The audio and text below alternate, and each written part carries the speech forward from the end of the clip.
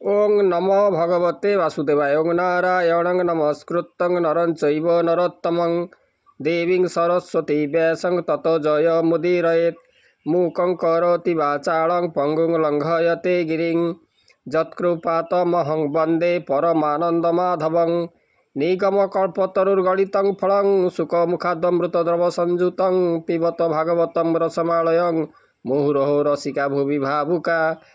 आज आम भागवतर ओडिया भागवत जगन्नाथ दास कृत ओडिया भागवतर प्रथम स्कंद आज नवम अध्याय आज आरंभ करवा। प्रथम नवम अध्यायर जो विषय वस्तु कौन रही से संपर्क में आम जाना। पांडव मानकर कूल रक्षा कर माता कुंती श्रीकृष्ण को स्तुति करी कहले मु पांडव कूल स्नेह बंधन में बांधी हो पड़ी तुम्हें जे शरण सदर मोरी स्नेह पाश को तुम्हें दूर कर। श्रीकृष्ण कहले जे तुमर कथा मु रखी। यापर युधिष्ठिर कहले मु धर्मक पुत्र हेले भी मायारे आच्छन्न होई अक्षयणी संख्यार सैन्य बध कली सुहृद बंधु मानक मु हत्या कली प्राणीबध जो मु निश्चित भाव में नरक पड़ी। उद्धार उपाय उद्धार पाइबार उपाय मते कहतु। यह शुणी श्रीकृष्ण पांडव मान को घेनी कुरुक्षेत्र में भीष्मकर सरसज्जा निकट में पहुँचिले। भीष्म युधिष्ठिर को बुझेले जे ये संसार कर्मर आयत्त हो मनरे किछि न भाड़ी अनाथ प्रजांकर तुम्हें पालन कर। सूर्यदेवंकर उत्तरायण जगु भीष्मकर देह छाड़ा बेल आसीगला। अंतर्जामी प्रभु श्रीकृष्ण भीष्मकर शेष समय रे सरसज्जा निकट में उपस्थित होता। भीष्म निजर शेष समय आसवा जानी से मौन हेले। ये आमर जो नवम अध्यायर प्रथम स्कंद नवम अध्याय ये हूँ तार सारांश। एथर देखा जगन्नाथ दासंकर नवाक्षरी छंदे रचित से जो भागवतर नवम स्कंद। सुतवाच सुत कहती सावधाने एबे हो शुण मुनि जने एमंते प्राणी बधे खिन्न होइण धर्मर नंदन सकल धर्म ज्ञान अर्थे विजय कले एक रथे युद्ध भूमि की साजी साज संगते घेनी देवराज राजा संगते चारि भ्राते सज होइले जे झारथे उत्तम अश्वनियोजित स्वभावे रत्न विभूषित ताहांकर थे विप्रगणे विजय कले तत्क्षणे गोविंद अर्जुन संगते बसिले नंदी घोषर थे पांडव मध्ये चक्रधर कियबा देवा पटांतर गुह्यक गण मध्य गते कुबेर प्रकाश जे मंते एमंते कुरुक्षेत्रे गले पांडवे गोविंदर तुले सरसयने गंगा सूत देखिबा अर्थे उपगत अवनी परे मोहगत महाक्षत्रिय तपवंत पांडवे गोविंदर तुले भीष्मचरणे प्रणमिले ब्राह्मणे मिलिले तक्षणे व्यास समेत मुनिगणे अपरे जेते राज ऋषि मिलिले कुरुक्षेत्रे आसी पर्वत नामे महाऋषि धूम नारद तुले मिशी बादरायणी बुद्ध दस भरद्वाजर संगे शिष परम ज्योति परशुराम वशिष्ठ इंद्र प्रसदम जाबाड़ी जमदग्नि मध्य कपिल गौतम प्रसिद्ध अत्रि कौशिक भद्रसेन कौत्सस अग्निरनंदन ब्रह्मण कौत्सस ब्रह्म अग्निरनंदन निर्मल चेता ब्रह्मचारी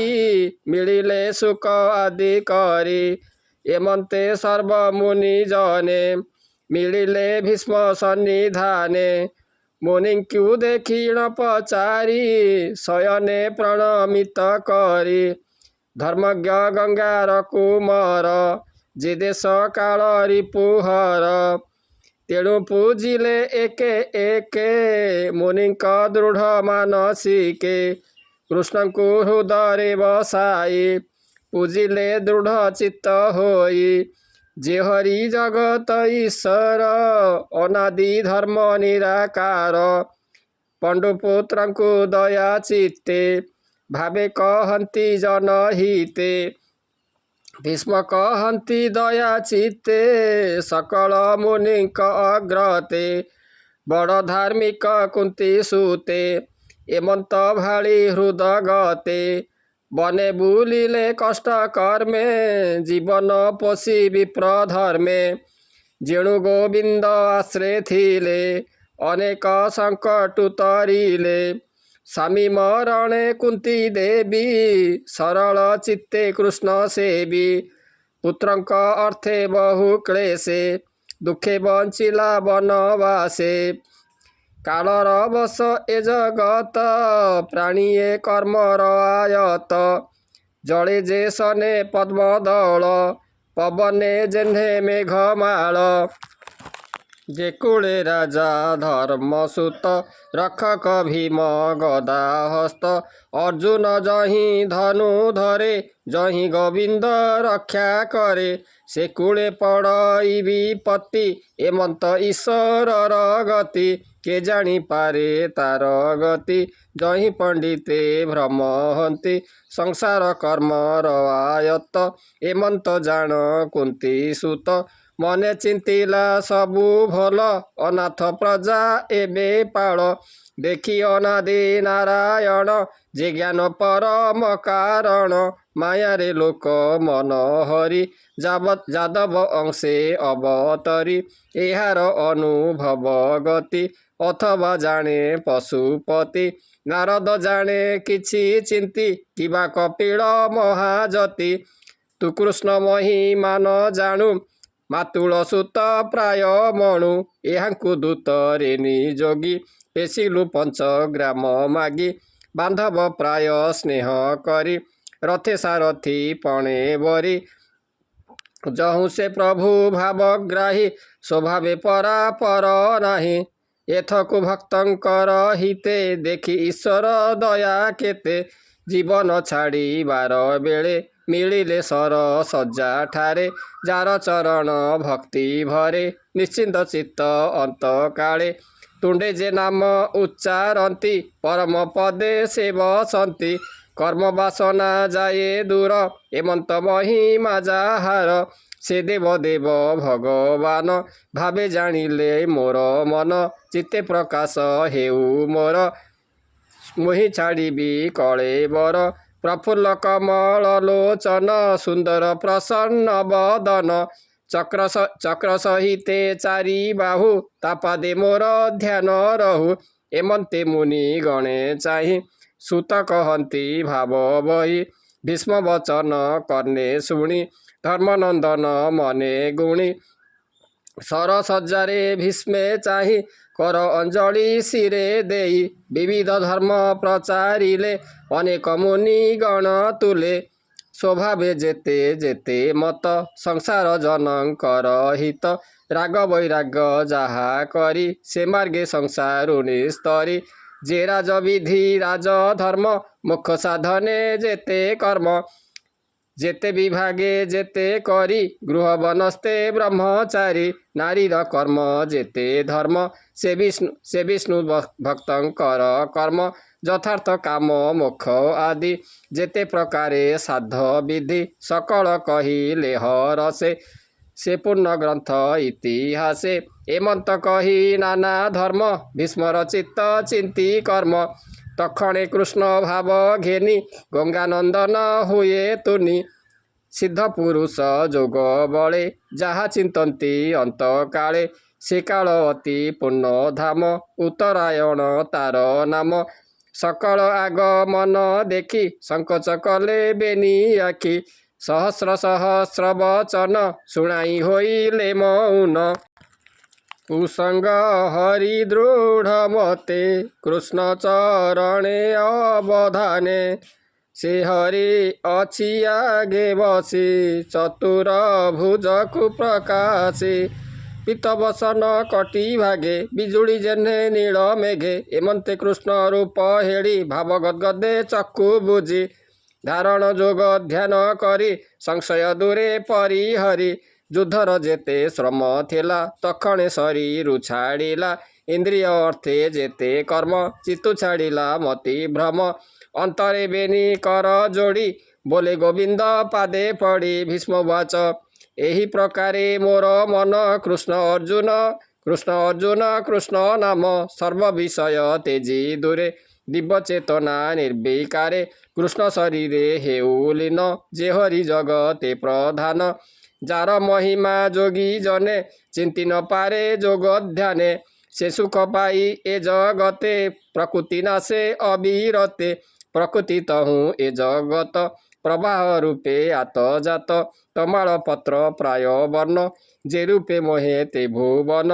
पीत बसन कोटि सोहे प्रकाशे रवि रश्मि प्राये अलका आवृत कपाल विराजे बदन कमल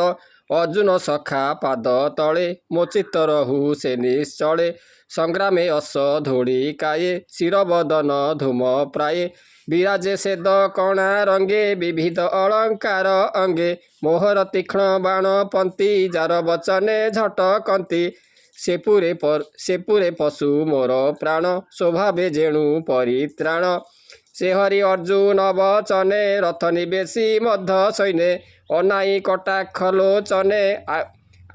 आयुष हरे परसने तार चरण मने चिंती निरते हेउ मोर प्रीति युद्धर अर्थे कोप करी सकल शस्त्र करे धरी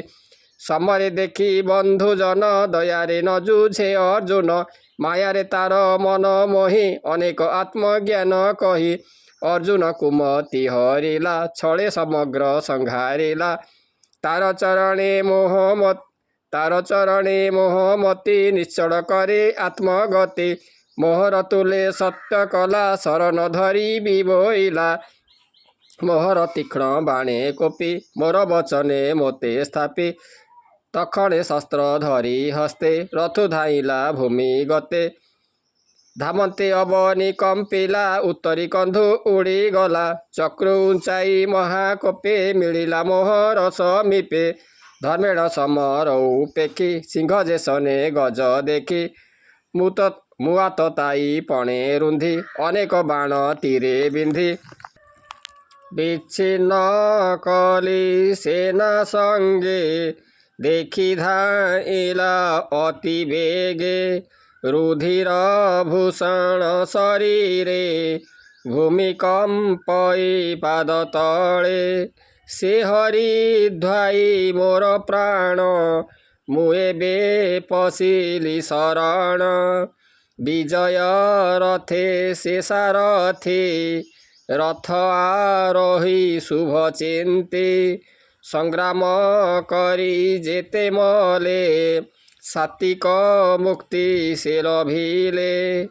एबे संग्रामे अंतकाले मो चित्त रहु पाद मूले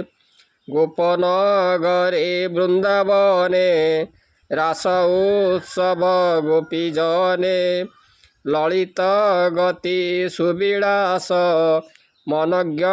हृष्ट मंदहास जाहार संगे भाव करी